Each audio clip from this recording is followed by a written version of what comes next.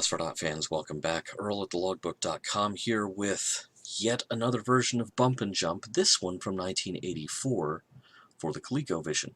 Now by this point, Mattel Electronics had fallen on hard times, and it was really down to the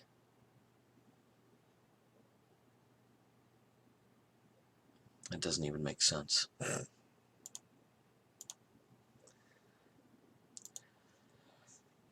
Phosphor fans, welcome back. Earl at thelogbook.com here with yet another version of Bump and Jump. I'm just hung up on Bump and Jump. What can I say? It's a fun game that I'd forgotten about. This one is from 1984, and to give it a little bit of a context of what was happening in the real world, why this is a Coleco game for the Colecovision, Mattel Electronics had by this point fallen on hard times. The Intellivision was on the rocks. A lot of money had been spent on a complete disaster of a home computer system called the Aquarius computer, which we will cover another time, and boy is that a doozy of a story. But the rights, the home console rights, were now up for grabs, and Colecovision grabbed those rights for itself. And so we have here another pretty good adaptation of Bump and Jump. A little finer grain in the graphics than the Intellivision could manage. And as you could see from the screen that popped up when the cartridge was booted up, you had the option of playing either with the standard Coleco controller or with the ColecoVision driving controller, also known as Expansion Module number 2. Expansion Module number 1 was a box that you could hook up that would let you play Atari 2600 games on the ColecoVision. The driving controller was included with a home version of Sega's arcade game Turbo, which was a first-person driving game that was going up against pole position in the arcade. Oh, I keep driving it right into the drink. Very faithful to the arcade game, including the fact that I keep dying.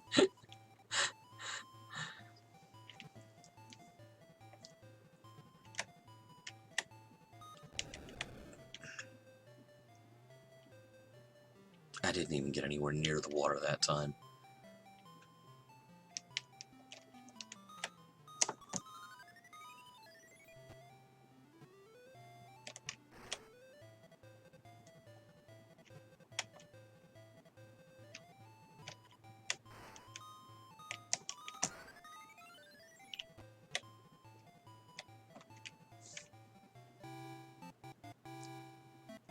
I got 17 cars? Really? The next season is spring. Now, that makes a lot more sense than... How did the arcade game put it? The next way is spring?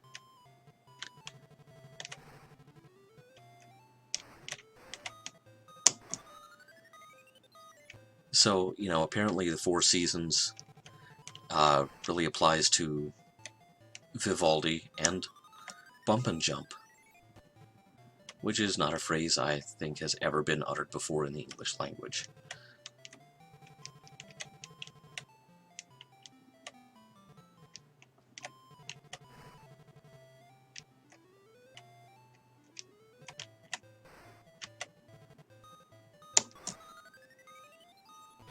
Oh, I was so close. That's a great thing about a continue feature on a home video game is that you don't have to put a quarter in. You're just running up your parents' electric bill. Eep. We'll try that again.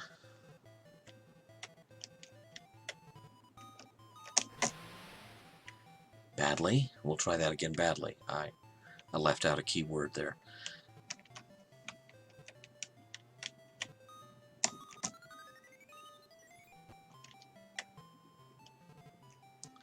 Okay, so the continue takes you back to the beginning of the season that you're on.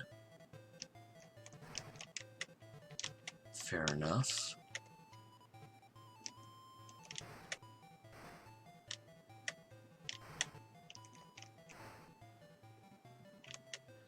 It really seems to be much easier to be an aggressive driver in this version of the game. Oh, didn't think I was going to make that one.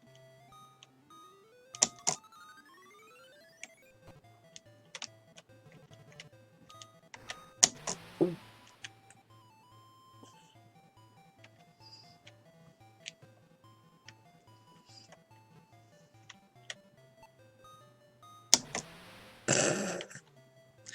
I didn't have enough speed built up because I kept colliding with things.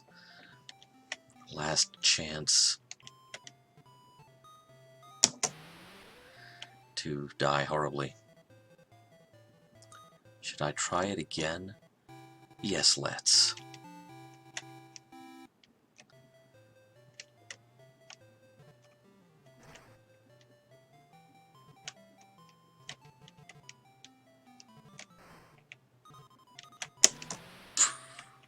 I should have been able to make that one.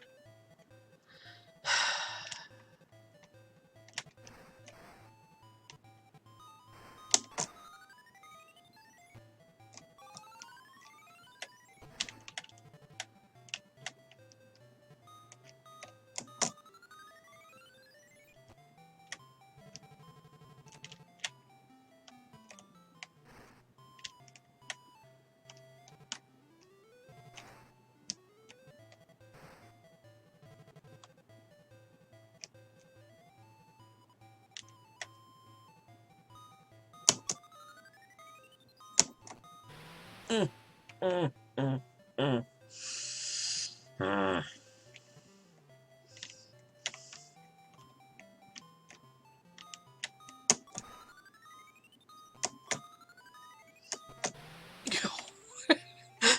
That would have been epic. I was moving too slowly to get a really good jump in there. Okay.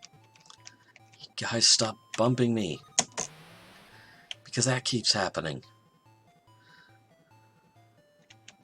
So there, I think we have it with the bumping and the jumping.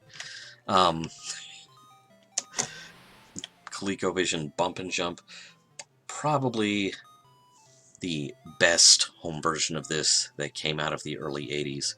Again, the arcade game wasn't exactly a top-line hit. It wasn't breathing the same rarefied air as Pac-Man.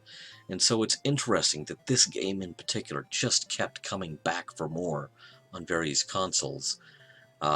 Possibly because of Data East pushing it as a licensing opportunity, but also possibly because it was a lot more fun than people give it credit for now, so many years later. Thanks for watching.